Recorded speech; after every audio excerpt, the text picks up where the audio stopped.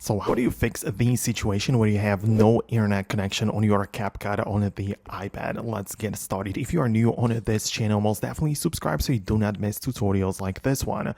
First of all, the very first way to fix that would be to restart your iPad in general. Make sure that you are properly connected to the internet, you have proper Wi-Fi connection generally in your iPad, right? And if there's any glitch lingering, the quick restart should fix it. If not, I would recommend you to go to the App Store and from the search, look up the Capcut, of course. So just like that, you'll be able to find it. And if there is an update available specifically for the app, you should be able to find the update button next to it.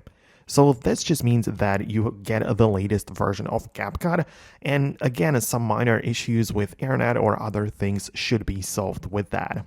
Same thing goes for the operating system of the iPad, where you go to the general section of your settings, software update, and if there is anything new going on, you can download and install that version. So this should most definitely fix your connection.